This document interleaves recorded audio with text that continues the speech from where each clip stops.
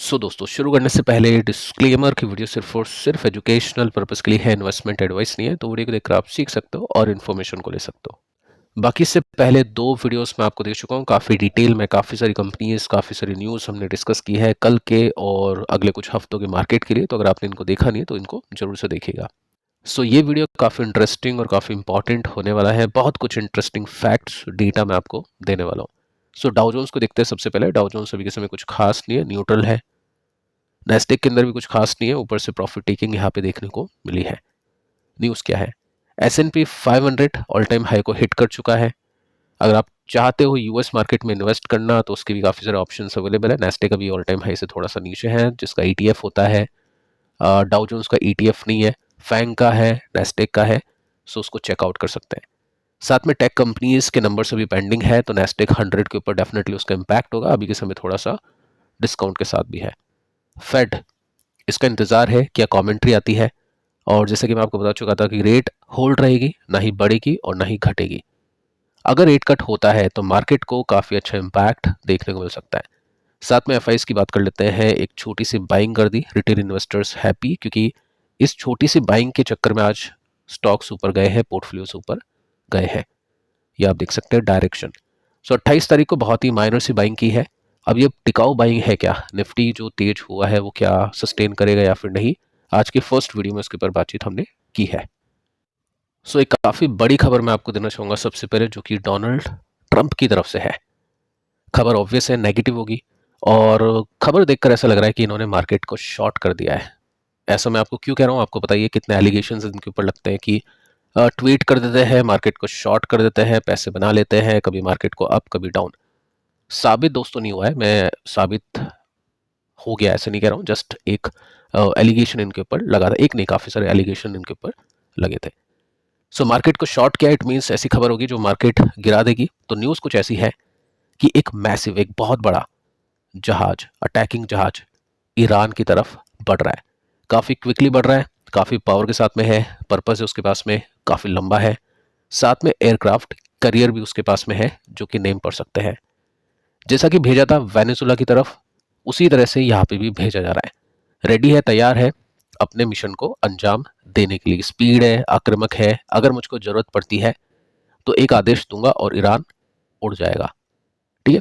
साथ में यहाँ पे मेंशन कर रखा है कि Iran will quickly come to the table. Iran अब बातचीत करने के लिए आएगा, क्योंकि ये जो अटैक होगा वो उससे झिला नहीं जाएगा। साथ में आप ये देख सकते हैं कि यहाँ पे बड़े बड़े शब्दों में लिख रखा है नो न्यूक्लियर वेपन्स, कि वहां पे कोई भी परमाणु बम नहीं होने चाहिए। ये यहाँ पे सब कुछ मेंशन कर रखा है। कुछ और चीजें हैं, डिटेल में आप पढ़ सकते हैं। जैसे हमने ऑपरेशन मिडनाइट हैमर किया था ईरान के ऊपर, वो तो कुछ नहीं था, उससे भी बहुत बड़ा अटैक हम अभी करने वाले हैं। तो सीधी धमकी दे दी है, सीधा यहाँ पे ट्वीट कर दिया है। देखिए, जो अटैक होता है ना, वो पहले से बता के अटैक नहीं करता है। वेनेजुला के अंदर भी हमने ये देखा, रशिया का भी हमने देखा, और भी काफ़ी सारी चीज़ें, इंडिया ने भी पाकिस्तान के ऊपर किया था, कोई ट्वीट नहीं किया था। ठीक है, देखते हैं मार्केट इसको कैसे लेता है। मार्केट इसको बहुत ज़्यादा रियल तरीके से लेगा तो मार्केट कल अपना गिरेगा। ये न्यूज़ है, देखते हैं कि कल किस तरह से ट्रेंड बनता है। अगर अटैक हो गया तो क्या होगा? तेलों के दाम इंक्रीज कर सकते हैं, और उसकी वजह से आपने देखा कोल इंडिया और ये ओएनजीसी, कोल इंडिया नहीं सॉरी ओएनजीसी, इस तरह की जो कंपनीज है, और मार्केट के ऊपर तो ऑब्वियस से दबाव होगा।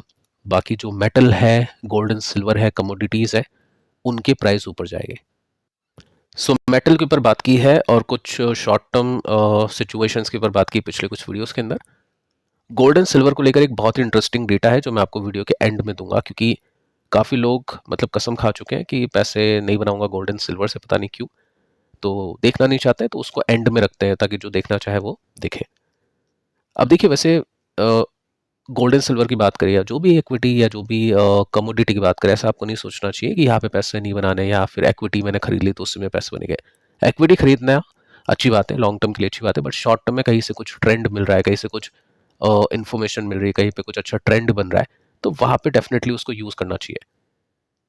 ऐसा ईगो में नहीं रहना चाहिए कि हमने ये कंपनी खरीदी है तो ये तो ऊपर ही जाएगी। मार्केट के सामने देखिए दोस्तों, झुकना पड़ता है, मार्केट के साथ में चलना पड़ता है, मार्केट से ऊपर हम नहीं जा सकते हैं। जहाँ पे जैसे सिचुएशन है वो अपने को उस हिसाब से फ्लेक्सिबल होके रहना पड़ता है। ऐसा नहीं कि इक्विटी सारी बेच दी, गोल्ड एंड सिल्वर ले लिया, लेकिन 10 to 15% अगर पोर्टफोलियो में है और उसको सपोर्ट मिल रहा है, तो वेल एंड गुड, अच्छी बात है। अब देखिए दोस्तों, कोचिन शिपयार्ड 7% की तेजी। डिफेंस कंपनीज के स्टॉक्स वैसे भी चले, सरकार काफ़ी अच्छा हाइक दे सकती है इस बजट के अंदर।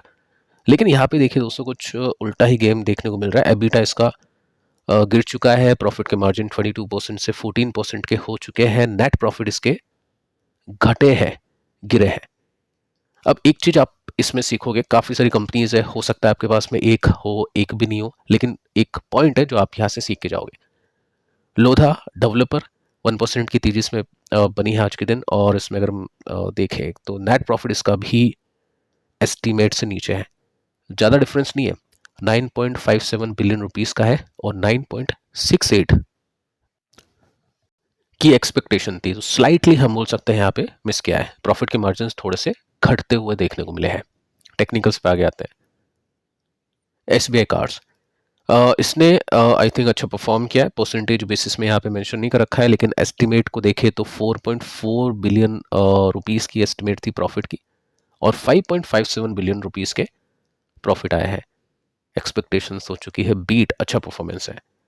बालकृष्णा इंडस्ट्रीज की बात करें तो यहाँ पे कुछ खास नहीं है, प्रॉफिट्स के घटे हैं और मार्जिन्स भी इसके थोड़े से गिरते हुए देखने को मिले हैं। 5 स्टार बिजनेस शाम को 6 बजे के आसपास की न्यूज़ है, और इसमें अनचेंज है, कुछ खास प्रॉफिट एंड ग्रोथ, सेल्स में ग्रोथ देखने को नहीं मिले। सेल्स थोड़ी सी बढ़ी है, प्रॉफिट अनचेंज है, ज़्यादा कुछ खास ऊपर नहीं है। ठीक है, टीवीएस मोटर्स, यहाँ पे हम देखें तो 4% की तेजी बनी, ओपन मार्केट के अंदर इसके रिजल्ट आए, रिजल्ट बहुत अच्छे लगे। साथ में कंपनी ने गाइडेंस दी कि एक्सपेक्ट करो Q4 में हम एक्सट्रीमली वेल, बहुत अच्छा परफॉर्म करेंगे। ऑटो इंडस्ट्रीज बहुत अच्छा परफॉर्म यहाँ पे करने वाली है। ठीक है, तो अच्छी न्यूज़ है। अब देखिए दोस्तों, यहाँ पे ये चीज़ आपको सीखने को मिलेगी कि टेक्निकल्स आपको काफ़ी कुछ सिखाते हैं, काफ़ी कुछ बताते हैं, और टेक्निकल चार्ट के अंदर आपको ये पता चलेगा कि मान लो कंपनी ने गाइडेंस दी है अच्छी, लेकिन टेक्निकल्स खराब चल रहे हैं नंबर्स आने से पहले, तो उसका मतलब ये है कि मार्केट को पता चल चुका है कि गाइडेंस के मुताबिक नंबर्स नहीं आने वाले हैं। तो 99% वैसे ही होता है, रिजल्ट अच्छे नहीं आते हैं। 1% कुछ ना कुछ हो सकता है जो बहुत ही सरप्राइजिंग हो गया हो, बाकी 99% वही होता है। तो टेक्निकल्स ज़्यादा इंपॉर्टेंट है गाइडेंस के कंपैरिजन में। गाइडेंस देखना इंपॉर्टेंट है, गाइडेंस की वजह से कभी कभी क्या होता है कि रिजल्ट आने से पहले स्टॉक चल पड़ते हैं, तो उसके गेंस मिल जाते हैं, लेकिन टेक्निकल्स आपको पहले बता देते हैं। तो आपने देखा BEL ऑलरेडी ऊपर था, रिजल्ट अच्छे हैं, अब यहाँ पे स्टॉक नीचे है, तो मार्केट को पहले से पता था, और धीरे धीरे अपने सपोर्ट पर जाने की कोशिश करा है, जो कि 24% यहाँ से नीचे है। सॉल्यूशन क्या है? डिफेंस इंडेक्स, उसमें HL है, काफ़ी सारी ऐसी कंपनीज है, BL है जिनके नंबर्स अच्छा आए हैं, तो डिफेंस इंडेक्स में पैसे बन जाएंगे अगर डिफेंस अच्छा करता है। तो इंडिविजुअल कंपनी चुननी है, तो सक्सेस रेट आपकी अच्छी होनी चाहिए, वैसी कंपनी आपके पास में होनी चाहिए जिसके रिजल्ट अच्छे आ चुके हैं या अच्छे आने वाले हैं। लोधा डेवलपर, अब जैसा कि यहाँ पे मैनेजमेंट ने पिछले क्वार्टर में, Q1 Q2 हमने देखे थे, स्टॉक सपोर्ट पे था, डिस्कस भी किया था, गाइडेंस अच्छी दी बट रिजल्ट अच्छी नहीं आया। कैसे पता चला रिजल्ट अच्छी नहीं है गाइडेंस के हिसाब से? क्योंकि गाइडेंस होती है एस्टिमेट के अंदर, कंपनी जैसा गाइड करती है मार्केट वैसा ही एस्टिमेट करता है, और उससे नीचे रिजल्ट है, इट मीन्स कंपनी ने अपने गाइडेंस के हिसाब से काम नहीं करा। सो ऐसे में क्या होता है, शॉर्ट टर्म ट्रेडर निकलते हैं, जैसे ही ब्रेकडाउन होता है उस समय लॉन्ग टर्म वाला देखेगा कि अगले सपोर्ट पे पहुंचे 15%, और ऐसा नहीं कि 15% पहुंच गया तो बहुत पैसा उसमें लगा दिया। अगर 3% पोर्टफोलियो लगा दिया तो 3% और खरीद लिया, 6% का स्टेक ले लिया। अगर कोई छोटी कंपनी है और रिस्की कंपनी है, फिर स्टॉक कितना भी गिरे पैसे वो नहीं लगाएगा, वो वेट एंड वॉच करेगा। अगर वो लॉन्ग टर्म इन्वेस्टर है, तो शॉर्ट टर्म इन्वेस्टर वो क्या करेगा, वो एग्जिट करेगा अपने छोटे से लॉस को लेके। SBI कार्ड्स, रिजल्ट अच्छे, रेसिस्टेंस पे पहुंचेगा तो 30% यहाँ पे गैप इसमें है। अब वो कल पता चलेगा कि मार्केट इसको किस तरह से देखेगा। साथ में बालकृष्ण इंडस्ट्रीज, ये सभी कंपनीज अच्छी कंपनीज है, बट अभी टाइम इनका नहीं है और उसको एक्सेप्ट करके चलना चाहिए। थोड़ा टाइम लगेगा इन सभी कंपनीज में रिकवरी आने में, बट अभी टाइम इनका नहीं है। 5 स्टार बिजनेस अगेन सपोर्ट पे है, मार्केट को ऑलरेडी पता था कि नंबर्स कुछ खास नहीं हो गए, इस वजह से स्टॉक नीचे, कुछ क्वेश्चंस आए थे कि नंबर्स अच्छे थे, स्टॉक गिरा क्यों था, गाइडेंस खराब थी, रिकवरी आई, सपोर्ट ब्रेक नहीं करा, टेक्निकल्स ने बहुत कुछ बताया था, वापस स्टॉक अपने सपोर्ट पे है। तो इक्विटीज़ में कुछ खास मज़ा भी नहीं है। मज़े कहाँ पे है?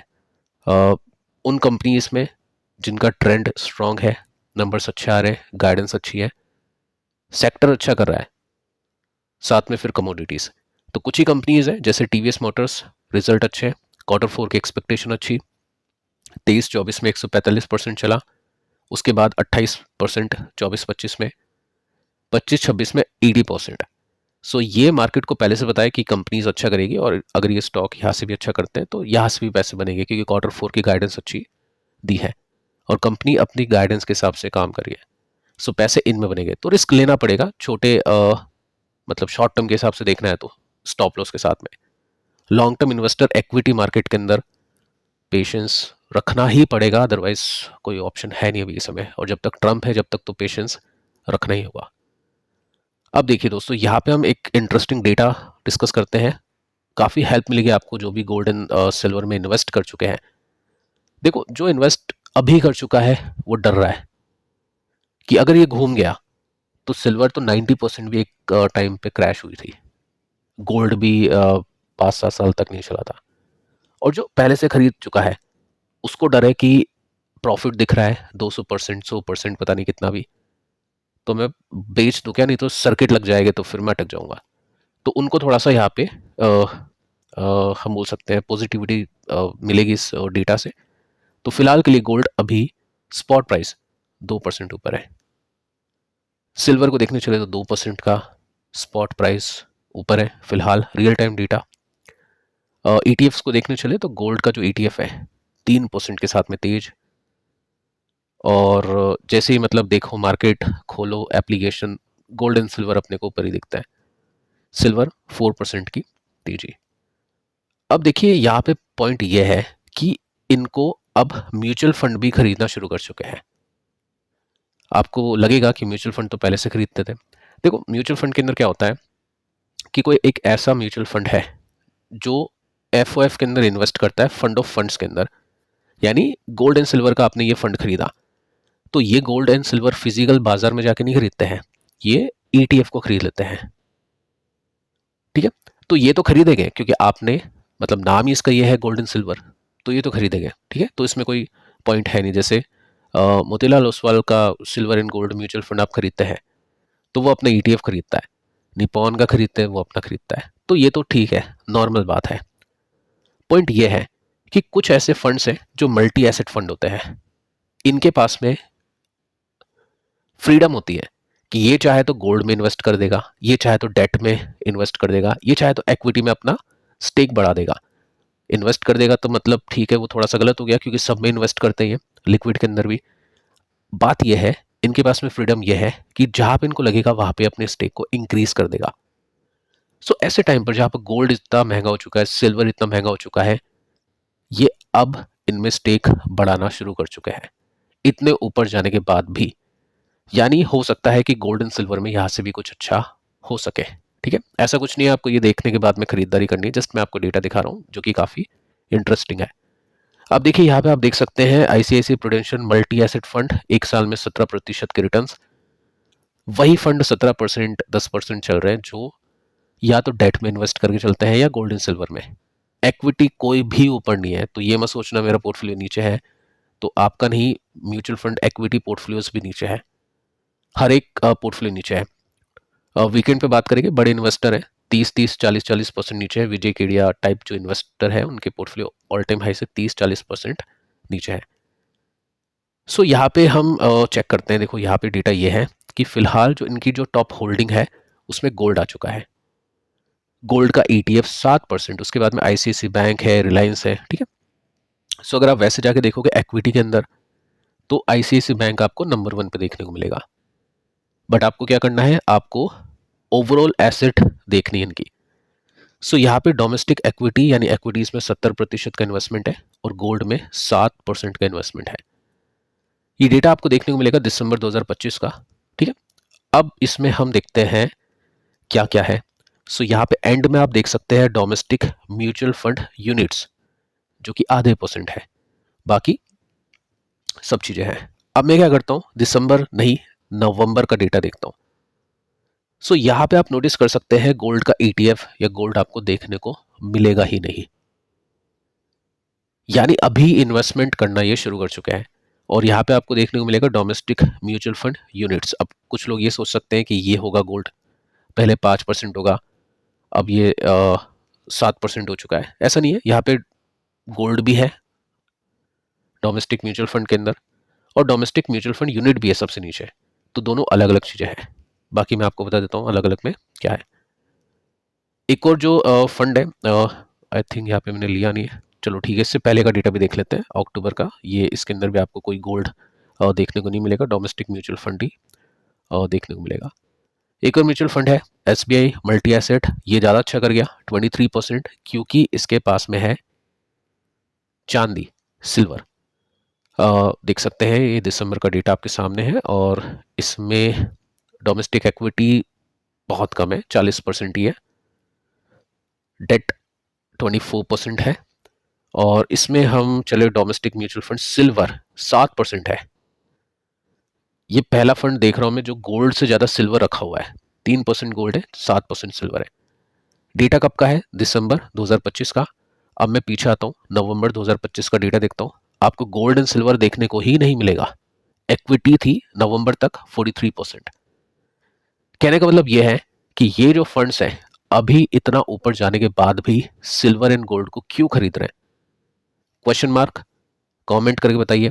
क्या ये हो सकता है नुकसान में जाए आगे चल के? क्या ये बेचे, या फिर ये सही कर रहे हैं? गलत है या सही है, आप कमेंट कर सकते हैं। सो देखिए दोस्तों, यहाँ पे क्लैरिफिकेशन दे देता हूँ। Domestic mutual fund unit gold का मतलब है कि ये gold mutual fund, gold ETF है। डोमेस्टिक म्यूचुअल फंड यूनिट ये नॉर्मल म्यूचुअल फंड है, इक्विटी, डेट, हाइब्रिड, लिक्विड बीज होती है वो है। ठीक है, तो गोल्ड के अंदर क्यों इन्वेस्ट कर रहे हैं, वो एक पॉइंट है। तो क्या दोस्तों, आप भी गोल्ड एंड सिल्वर में इन्वेस्ट कर चुके हैं तो कितने % के रिटर्न्स है या करने वाले हैं इन म्यूचुअल फंड्स की तरह? कमेंट कर सकते हैं। पिछले दोनों वीडियोस को आप देख लेना। मिलते हैं कल, तब तक के लिए शुभ रात्रि।